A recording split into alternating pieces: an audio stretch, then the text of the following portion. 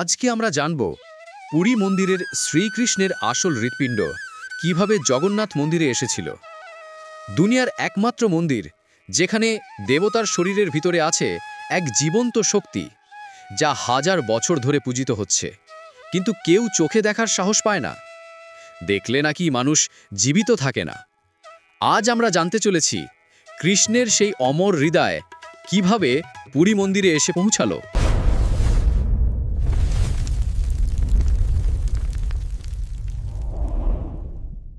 মালভা দেশের বর্তমান ওড়িশা রাজা ইন্দ্রধনু এক রাতে স্বপ্ন দেখলেন নীল রঙের এক দেহ আকাশে ভাসছে, আর কেউ বলছে নীলাচলে আসলে আমাকে খুঁজে পাবে। এটাই ছিল জগন্নাথের আগমনের প্রথম আহ্বান। তো রাজা পরের দিন বিদ্যাপতিকে ডেকে পাঠান রাজসভায় এবং সব বলেন তার স্বপ্নের কথা। এবং রাজা বিদ্যাপতিকে পাঠালেন দেবদেহ খুঁজে আনতে। বিদ্যাপতি খুঁজতে খুঁজতে অবশেষে সন্ধান পেলেন এক আদিবাসী গ্রামে বিশ্ব বসু নামে এক সাধু এক নীলামাধব নামে মূর্তির পুজো করেন। বিদ্যাপতি পৌঁছালেন সবর প্রধান বিশ্ব বসুর কাছে এবং বিশ্ব বসুর কাছে মূর্তি দেখতে চান। প্রথমে রাজি না হওয়ার পর রাজি হয় এবং বিশ্ববসু চোখ মেধে তাকে নিয়ে গেলেন রহস্যময় নীলামাধবের স্থানে। পথে বাতাস, সমুদ্রের গন্ধ, ফুলের বাগান সবকিছু বুঝে নিলেন বিদ্যাপতি যে এটাই নীলমাধবের রূপ, যেটা রাজা স্বপ্ন দেখেছেন। তারপর বিদ্যাপতি রাজাকে খবর পাঠান, কিন্তু যখন রাজা সেখানে পৌঁছালেন নীলামাধব নেই। লোককথা বলে দেবতা নিজেই রূপ পরিবর্তন করেছিলেন, কারণ নীলামাধব শুধু একটা দেব্য হৃৎপিণ্ড ছিল, প্রকৃত দেহ তখনও পৃথিবীতে আসেনি। রাজা হতাশ হয়ে বাড়ি ফিরলেন। তারপর আবার স্বপ্ন আসলো যে সমুদ্রের তীরে একটা কাঠ ভেসে আসবে, সেটাতেই আমি থাকব। তো ঠিক তাই ঘটল। একদিন সমুদ্র তটে ভেসে এলো এক বিশাল কাঠ, যার ভেতর থেকে নীল আলো বের হচ্ছিল। এটাই ছিল দারুব্রহ্ম, যার ভিতরে লুকিয়ে আছে হৃৎপিণ্ডের শক্তি। রাজা সেই কাঠ নিয়ে আসে এবং মূর্তি বানাতে চায়, কিন্তু সেটা দিয়ে কোনো কারিগর মূর্তি বানাতে পারছিল না।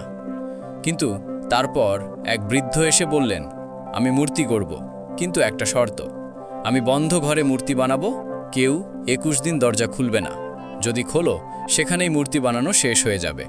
এই বৃদ্ধ আর কেউ নন, স্বয়ং বিশ্বকর্মাদেব। রাজা দরজার বাইরে অপেক্ষা করতে থাকে। ভিতর থেকে ছিনি হাতুড়ির আওয়াজ আসতে থাকে। তো হঠাৎ একদিন আওয়াজ বন্ধ হয়ে যায়। তো রাজা কৌতূহলে দরজা খুলে দেয়, দেখে এখনো মূর্তি নির্মাণ সম্পন্ন হয়নি। তাই জগন্নাথের হাত পা আজও পূর্ণ নয়। এই জন্যেই জগন্নাথ মূর্তি আজও সেই হাত পা অসম্পন্ন রূপে পূজিত হয় পুরী মন্দিরে। এবার আমরা চলে যাব দ্বারকাতে। কিভাবে এই শ্রীকৃষ্ণের হৃৎপিণ্ড নীল মাধব রূপে আসে পুরীতে। দ্বারকায় কৃষ্ণের শেষকৃত্যের পর সবই ছাই হয়ে গেল, কিন্তু একটি জিনিস জ্বলল না, কৃষ্ণের হৃদয়ের অংশ বা হৃৎপিণ্ড, যা নীল শক্তির গোলকে রূপ নিল। দেবী সুভদ্রা, বলরাম আর নারদ মুনির তপস্যায় এই অমর হৃদয় বরুণ দেবের কাছে সমর্পিত হল। শর্ত ছিল একদিন মানুষকে রক্ষা করতে এটি পৃথিবীতে আবার ফিরে আসবে।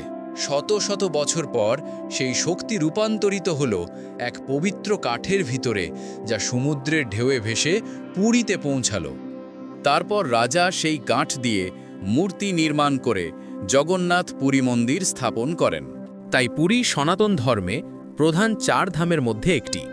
এখানে জগন্নাথ জানা জীবন্ত দেবতা। ভিডিওটা কেমন লাগলো জানাবেন কমেন্ট করে, আর সবাই বলো জয় জগন্নাথ। এর পরের চ্যাপ্টারে আছে কিভাবে 12 বছর অন্তর এই জগন্নাথ মন্দিরের হৃৎপিণ্ড পুরনো মূর্তি থেকে নতুন মূর্তিতে স্থানান্তর করা হয়। এক অলৌকিক ঘটনা। তোমরা এর দ্বিতীয় পার্ট দেখতে চাইলে কমেন্ট করে জানাও, আর ভিডিওটা লাইক করো আর চ্যানেলটি সাবস্ক্রাইব করো। ফাইন্ড টু ভোলে।